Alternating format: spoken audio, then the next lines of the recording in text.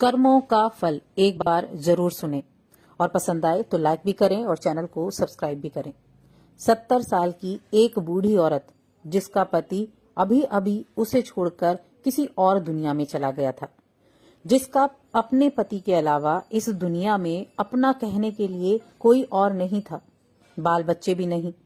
पिछले कई दिनों से उसे घर खाली करने के लिए नोटिस पर नोटिस आए जा रहे थे। उसने अपने जानने वालों और रिश्तेदारों से कई बार मदद के लिए गुहार लगाई, लेकिन सिर्फ नाम के लिए ही उसके अपने उसकी शिकायत पर ध्यान नहीं देते। उसकी सहायता के लिए कोई भी आगे नहीं आया। कई लोग तो उसे देखकर ही अपना रास्ता मोड़ लिया करते थे। बेचारी करे भी तो क्या करे। आखिरकार वह दिन भी जल्दी ही आ पहुंचा जब उसके फ्लैट के मालिक ने उसको फ्लैट खाली कराने के लिए उसके पास कुछ सिक्योरिटी वाले भेज दिए। बूढ़ी औरत उन हट्टे कट्टे आदमियों को देखकर और भी ज्यादा सहम गई। वो उनके आगे गिड़गिड़ाने लगी और उनके पैर पकड़ लिए और कहने लगी कि उसे सिर्फ 2 दिन की मोहलत और दे दी जाए। वो कुछ भी करके अपने लिए रहने के लिए कोई और जगह की तलाश कर लेगी। मगर भाड़े के वो आदमी उसकी एक बात सुनने को तैयार नहीं थे। जब सिक्योरिटी वाले उस बूढ़ी औरत को धक्का मार के निकालने ही वाले होते हैं, तभी पीछे से एक आवाज आती है, खबरदार, जो इस अम्मा को किसी ने हाथ भी लगाया तो इन्हें इन्हीं के घर से कोई नहीं निकाल सकता। सिक्योरिटी वाले हैरानी से उस आदमी को देखते हैं और पूछते हैं कि तुम्हारा मतलब क्या है। तब वह आदमी उस फ्लैट के पेपर दिखाता है जिन पर उसी बूढ़ी औरत का नाम होता है।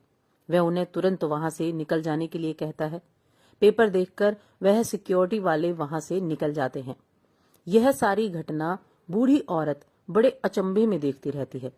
सबके जाने के बाद बूढ़ी औरत उस आदमी से पूछती है कि बेटा, मैंने तुमको नहीं पहचाना, लेकिन मैं इतना जरूर कहूंगी कि तुम आज मेरी जिंदगी में भगवान की तरह आए हो। तब उस आदमी ने अपनी पहचान देते हुए उस बूढ़ी औरत से कहा, याद कीजिए माँ जी, 20 साल पहले आप और आपके पति एक मंदिर आए थे। वहां पर एक छोटा बच्चा आपसे स्कूल में भर्ती होने के लिए भीख मांग रहा था।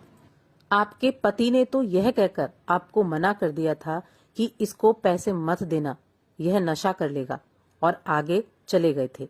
लेकिन आप वहीं रुक गई थीं और आपने अपने पास रखे सारे पैसे उस बच्चे को दे दिए थे। आपने आशीर्वाद और एक ताबीज देते हुए उसे कहा था कि भीख मांगने से अच्छा है छोटा मोटा काम करो और अपनी पढ़ाई पूरी करो, तुम्हें भगवान जरूर कामयाबी देगा। माँ जी, मैं वही भिखारी बच्चा हूँ जो आपके बताए रास्ते पर चलकर आज इतना बड़ा हो गया है, एक एस्टेट एजेंट बन गया है और इस काम में बहुत शोहरत और दौलत कमाई है। इसी काम में मुझे इस बात की भी खबर रहती है कि किस दिन कौन सी प्रॉपर्टी खाली करवाई जाने वाली है। जब मैंने आपका नाम इस लिस्ट में देखा तो मुझसे रहा नहीं गया।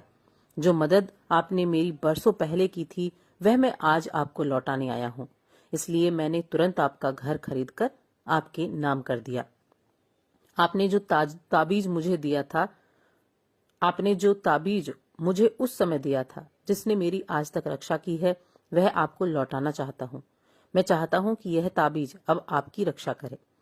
हाँ, मेरी एक और विनती है, बुढ़ापे के समय में अगर मैं आपकी लाठी बन पाऊं तो मैं अपने आप को खुश नसीब समझूंगा।